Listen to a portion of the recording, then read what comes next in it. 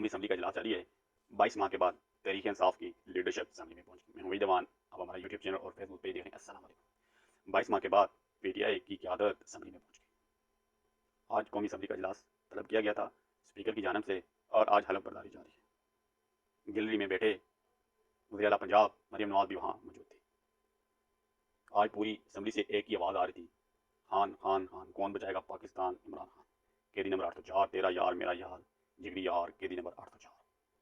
सबसे इंटरेस्टिंग चीज़ ये थी कि पीटीआई का कोई भी उम्मीदवार जब डाइस पर जाता और सिग्नेचर्स करता तो उसके बाद वो इमरान खान के नारे लगाता था।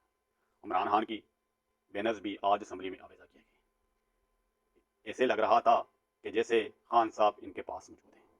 उन्होंने एक मिनट के लिए भी ये फील होने नहीं दिया कि हमने अपने आप को सरेंडर किया गया है। दूसरी तरफ फार्म 47 की पैदावार भी असम्बली में हल उठाएगी। ये बैसियत मुसलमान आज इन लोगों का ज़मीर भी नहीं जागा। और किन लोगों को पता है हमारे पास चोरी का मैंडेट है, आज वो भी अपना हल्फ लेंगे। आप इस बात से अंदाज़ा लगा लें कि इनका ज़मीर नहीं जागा, यानी इक़्तिदार के लिए ये कुछ भी कर सकते हैं। जब मियां नवाज शरीफ साहब आए तो सबके चेहरे लटके हुए थे। शहबाज शरीफ साहब का भी चेहरा लटका हुआ था।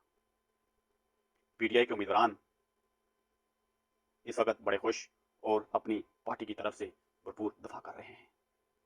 उन्होंने कहा कि फार्म 47 की पैदावार है, ये जेली मैंडेट लेकर आए हैं।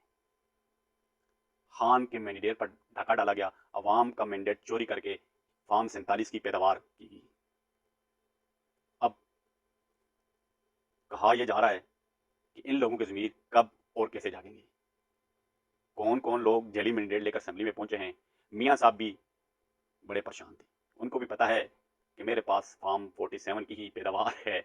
और जो इसके अलावा मियाँ शहबाज शरीफ साहब नून लीग की जितनी भी सीनियर क़यादत थी, जब गैलरी में से खान की तरफ नारे लगते तो मियाँ साहब जब रोशनों पर आए तो मरियम नवाज की तरफ से जब कहा गया कि आप भी मियाँ साहब के नारे लगाएं तो स्पीकर साहब ने उनको रोक दिया गया। यानी यहाँ भी इनको शर्मिंदगी का सामना करना पड़ा, क्योंकि गैलरी से अलाउ नहीं होता कि कोई नारेबाजी कर सके। उमर अयूब बड़े एक्टिव थे। उन्होंने कहा ये गैलरी में लोग कैसे बयानबाजी कर रहे हैं।